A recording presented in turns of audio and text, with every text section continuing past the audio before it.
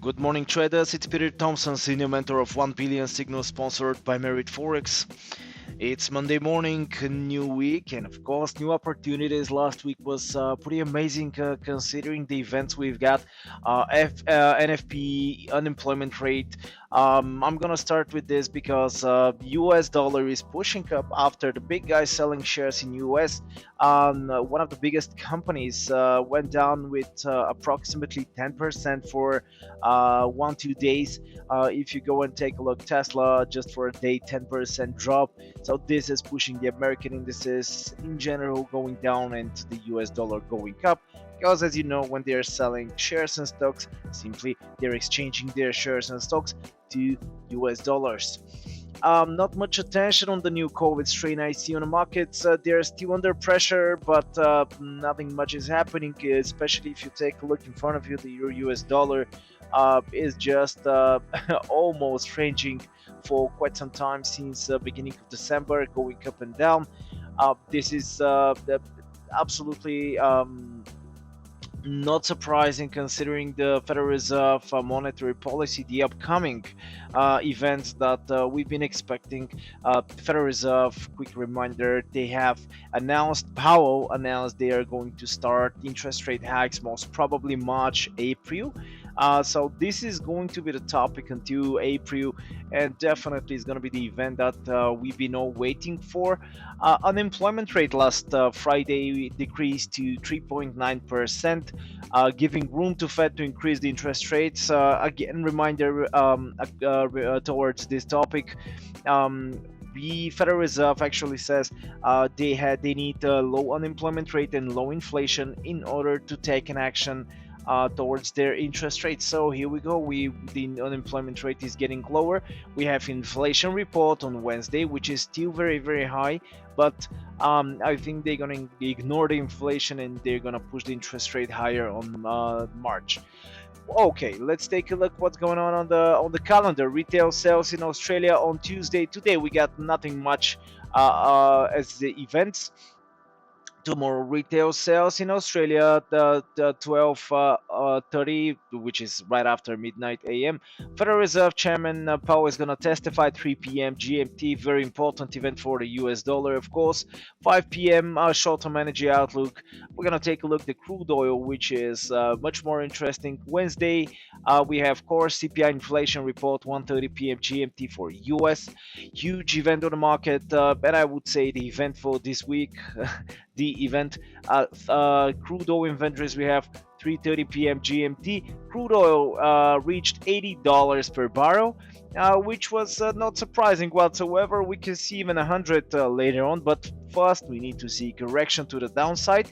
Thursday, we have 1:30 initial jobless claims, very big report for the labor market in US. PPI 1:30 p.m.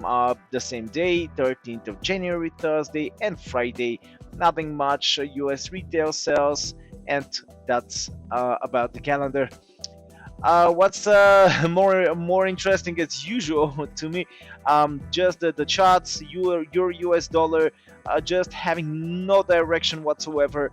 I am not taking any major trades on the Euro US dollar and euro related currency pairs, because as you can see, we have nothing much to trade here. I'm going directly to GBP USD, where the situation is completely different. GBP is pushing big time up, 400 pips the last since the middle of December, the last 2-3 weeks. This is huge, guys. Testing the resistance 1.36, big round number. Slight correction to the downside. Even test of 1.3411 is absolutely possible. Waiting to see what the GBP has to do, but GBP is clearly a bullish trade. It will be clearly bullish trade very soon. Australian USD still trying to find its direction, even though it started creating a short-term uptrend here within the big long-term downtrend. So for now, we have to be careful. Testing 0.7170, didn't manage to test the round number 0.71. and right now is trying to bounce back from this support and to test 0.7288.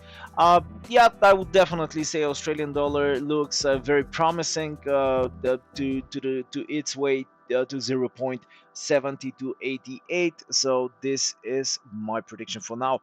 New Zealand USD 0.68, big round number, tested the next level 0.6859 in order to drop down. New Zealand I'm not touching right now, because if you take a look at the recent trading history since the beginning of December, still exactly putting similar to the Euro US dollar.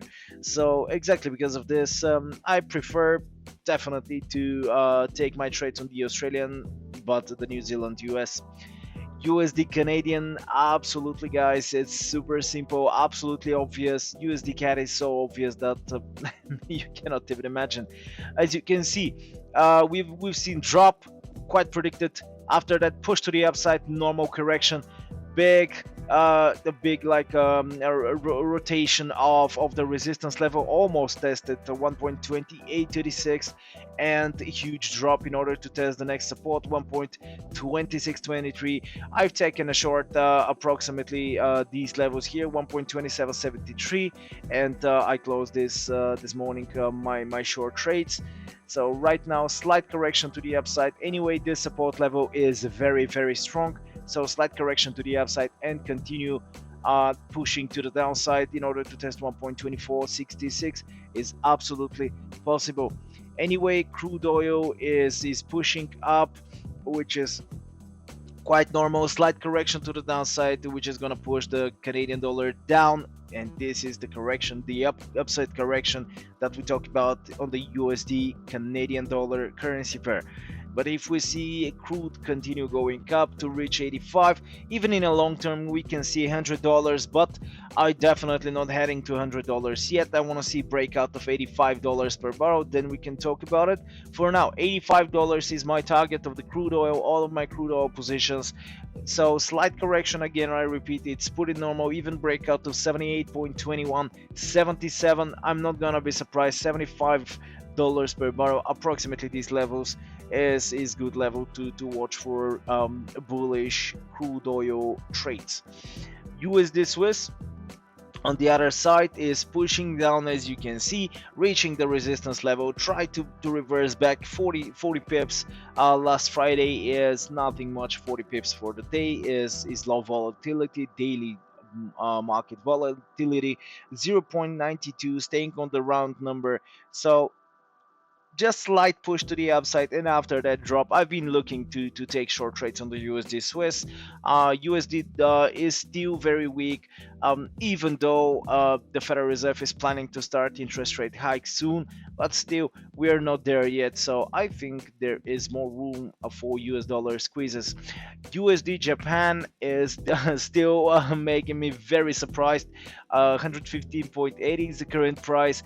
It tried to drop down, but still struggling to drop down, still struggling to show us the drop that we've been expecting, even to 110.70, these levels here. This is what I think we're gonna see in a near-term future, but still we have no confirmation whatsoever. The price is pushing up and up and up and up, so we have to wait for a little bit better confirmation. So thank you very much for watching, guys. Really hope you enjoyed these videos. Of course, if you wanna share us and like us on the social medias, I'm gonna appreciate that, because this is how you support our YouTube channel. Subscribe to the YouTube channel, of course, in order to get yourself updated all the time with the new videos. Have fun, enjoy, and make a lot of profits. Expect my new video on Wednesday, and have fun. Bye bye.